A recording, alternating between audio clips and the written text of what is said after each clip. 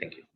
Okay ji, Assalamu alaikum once again, and first of all, I would like to thank Mr. Hussain Agar Sahab, Hussain Agar Sahab, the Chief Executive Officer.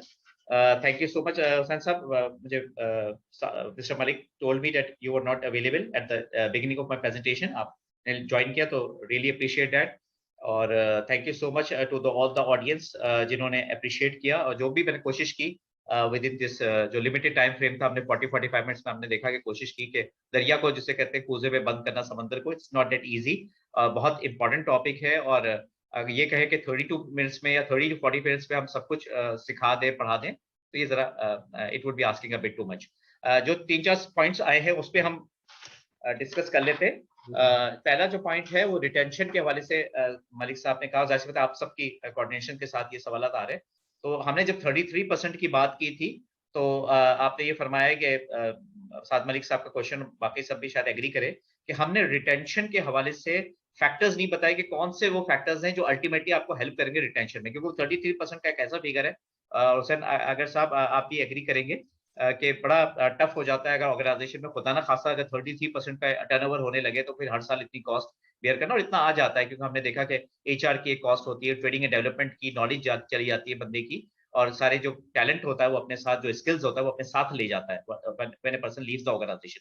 देखिए retention के हवाले से अगर आप गौर करें तो जो मेरी प्रेजेंटेशन है वो अल्टीमेटली हेल्प ही आपको इस पे, मेरा पूरा मॉडल ही उस पे बेस कर रहा है कि how to enhance your employ engagement, जो कि अल्टीमेटली लीड करेगी टुवर्ड्स एम्प्लॉय रिटेंशन।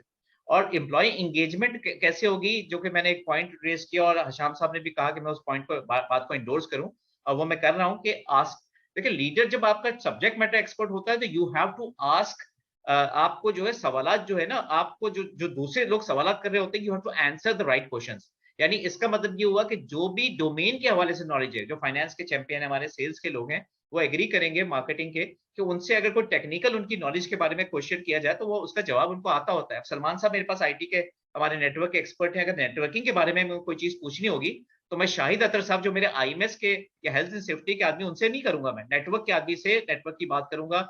सॉफ्टवेयर की जो टीम है वो सॉफ्टवेयर के सपोज हम ये करेंगे, एज्यूम करेंगे कि उनके पास अपनी टेक्निकल स्किल्स में सॉलिड फाउंडेशन होनी चाहिए, अदरवाइज तो उसकी हायरिंग ही नहीं होगी ना।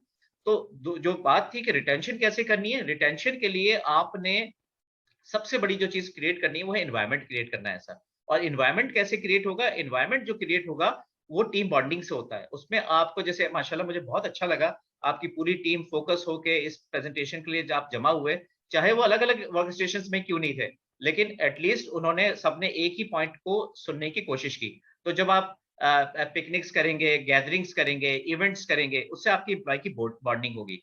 और सब उससे जो ये तो एक मैंने ऐसा आपको बता दिया जो कि एक काम जो आपने इनफॉर्मल करना है। फॉर्मली क्या करना है, आपने इनको क्रॉस फंक्शनल टीमें बनानी है।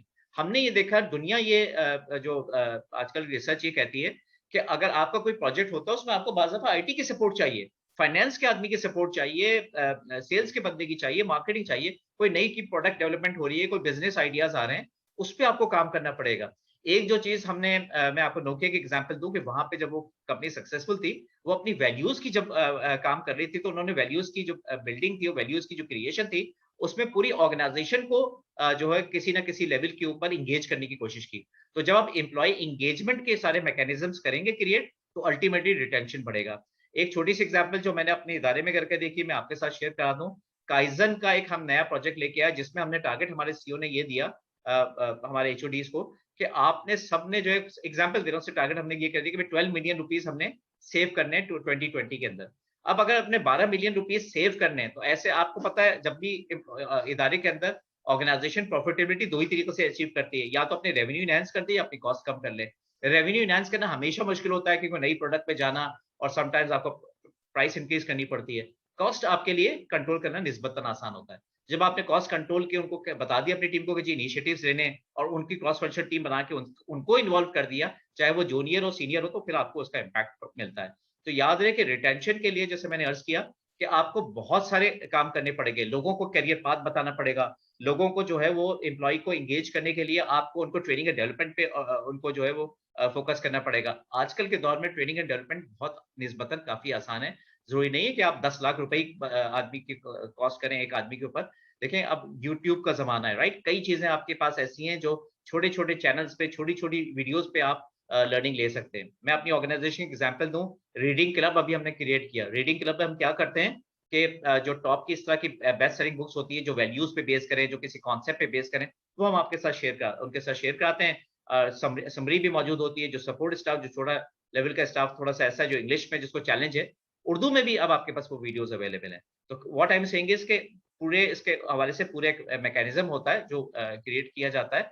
और चूंकि इस वक्त जैसे मैंने कहा कि मेरा जो फोकस है वो ओवरऑल फ्रेमवर्क के हवाले से बताना था, और मजीद आपको डिटेल्स चाहिए तो जैसे मैंने कहा कि मैप में जो मेरा एक पूरा 1 डे का प्रोग्राम है, उसमें और डिटेल्स में हम और भी बाकी ऑर्गेनाइजेशन से कॉर्पोरेट लेवल के लोग आएंगे। उस वर्कशॉप में हम आपको भी इनवाइट करेंगे। आप आइए और उसमें जो है वो पार्टिसिपेट करके मजीद भी लर्निंग्स ले सकते हैं। जब सेकंड क्वेश्चन ये था कि जब लीडरशिप के बारे में इंसान को पता कैसे चलता है कि मेरे अंदर वो लीडरशिप एबिलिटी है या नहीं है, और क्या हर आदमी के पास लीडरशिप एबिलिटी होती है। देखिए, हमारा मिथ ही यही है। जो मैंने आपसे बात की आज, जो सारा जो फोकस था वो यही था, और आई बिलीव कि शायद कुछ लोगों ने देर से भी ज्वाइन किया हो। मैं फिर बता दूं, जो मैंने आज आपके साथ स्लाइड शेयर की, उसमें बड़ी क्लैरिटी से हमने ये बात की कि मैं एक जरा सा, मुझे एक सेकंड आप दीजिए तो मैं वो वाली स्लाइड भी आपके साथ शेयर करूं, कि हमने बड़ी क्लैरिटी से बात की कि ये बहुत बड़ा मिथ है। क्या मिथ है? ये मिथ आप देख लीजिए। मिथ ये है कि टेक्निकल लीडर्स जो हैं, टेक्निकल जो एक्सपर्ट्स हैं, वो उतने इफेक्टिव नहीं होते leaders. They are not as effective as leaders as they are subject matter experts. ये एक मिथ है। यानी इसका तो ये मतलब हुआ ना कि टेक्निकल एक्सपर्ट कभी लीडर बन ही नहीं सकता। ये ज्यादातर उनमें से कामयाब नहीं होंगे अगर उनको लीडरशिप का रोल दिया जाए। तो ये इसी मिथ को तोड़ना है हमने, और हमने आपको फिर इसका इसका लॉजिक बताई, फैक्ट बताया कि वो कैसे आप इसको, इस मिथ को कैसे ब्रेक करेंगे। अगर लोगों को इंस्पायर करेंगे, उनको मोटिवेट करेंगे, उनको उनकी एबिलिटीज पे बिलीव करेंगे, उनको एक सेल्फ पर्पस देंगे, उनको क्लियर वाई, क्लियर डायरेक्शन देंगे, और उनको ये बताएंगे कि बेटा जब 1+2=3, तुम हमेशा मैथ्स के प्रॉब्लम सॉल्व करते आए, तुम इंजीनियरिंग में बड़े सॉलिड थे, तुम्हारी आईटी स्किल्स बड़ी सॉलिड है, तो जिस तरह तुम मशीन लैंग्वेज को समझते हो, इस तरह ह्यूमन लैंग्वेज को भी समझना होगा। और आपको समझना होगा कि इंसान कैसे काम करते हैं, इंसान के साथ रिलेशनशिप बिल्ड करना होगा।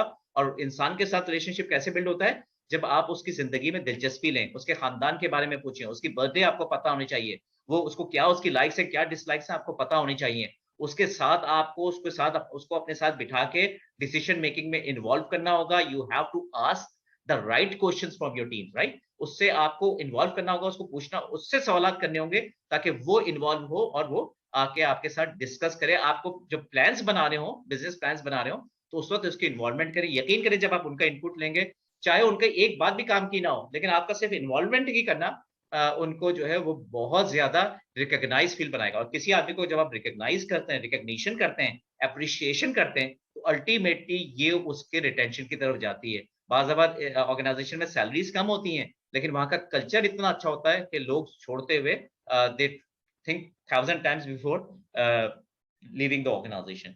सक्सेशन प्लानिंग के हवाले से बात की, तो सक्सेशन प्लानिंग में बता दूं, जैसे अभी खैर मजाक में आप लोग सब कर रहा था अपने टीम मेंबर के साथ, शाहिद अतर के साथ, लेकिन ये फैक्ट है।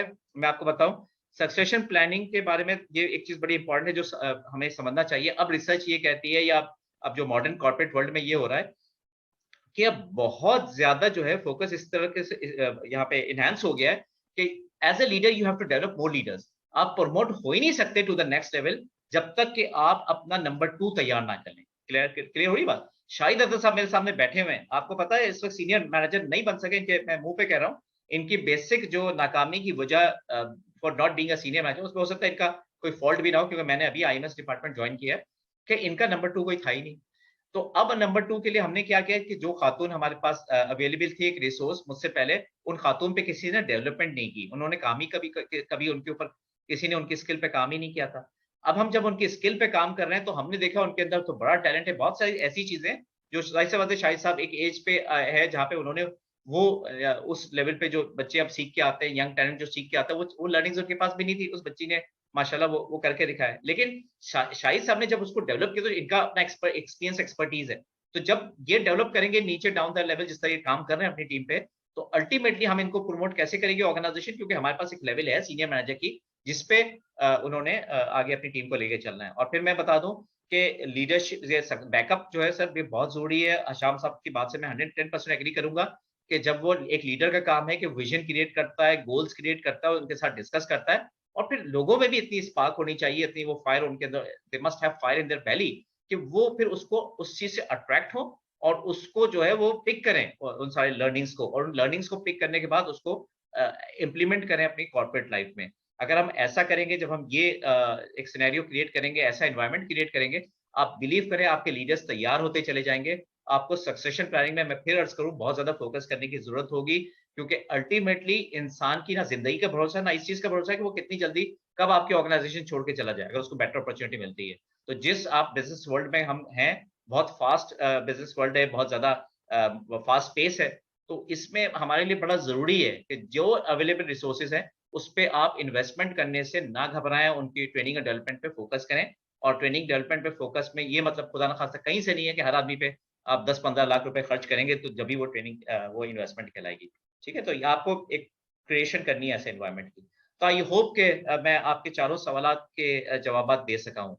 तो काइंडली इस पे चैट बॉक्स में आप कर लीजिए कि थोड़ा सा कुछ इसका इज द ओवरऑल, जी, ये इवेंट कुछ फ्रूटफुल रहा आप सबके लिए? And have I answered your questions?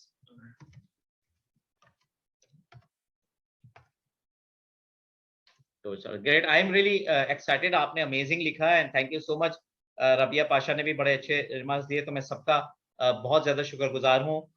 Jafar साहब हमारे साथ थे, साद मलिक साहब ने बड़े अच्छे क्वेश्चंस किए, हशाम साहब ने सवालात किए, Shahid sahab you have to pick up the call, pick up the call, और राबिया शकील थी। तो थैंक यू सो मच, मेरी तरफ से आज के लिए इतना ही। और मैं फिर आप सबको इनवाइट करूंगा फॉर द मैप प्रोग्राम, जो कि मैप का पब्लिक वर्कशॉप हो रहा है ऑन 10th ऑफ नवंबर। और हम इंशाल्लाह ताला आपको जो है वेलकम वहां पे भी करेंगे, और फ्यूचर में भी आपके पास मेरी कॉन्टेक्ट डिटेल्स हैं, तो you can always give me a call. तो thank you very much from my side.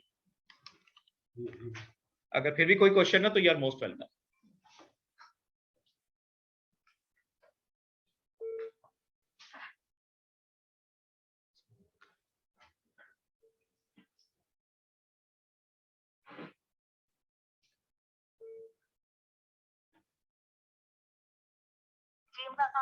हाँ जी, अब आई बिलीव के आई डिड माय जॉब। आपको कुछ क्लैरिटी हो गई, मैंने मेरी तरफ से तो अब ये कंप्लीट है। अगर आपके कोई और सवाल हो तो you are most welcome.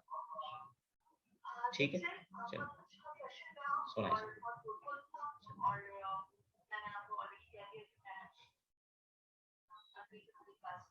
So nice of you. ठीक है, तो इंशाल्लाह we will keep in touch, और thank you so much to आपकी मैनेजमेंट को खास तौर पे। ठीक है, जी जी जी, बाकी डिटेल्स हम आपके साथ शेयर करेंगे, ईमेल करूंगा। ठीक है, ठीक है, तो I would like at least 4 to 5 डोमिनेशंस आप लोगों की तरफ से भी आए, इट्स अ वेरी एफोर्डेबल है। ठीक है ना, तो take very good care of yourself, और सलाम मेरा पेश कीजिएगा, और फिर थैंक यू कीजिएगा हुसैन अगर से सीओ साहब को। अल्लाह हाफिज, टेक केयर, अल्लाह हाफिज।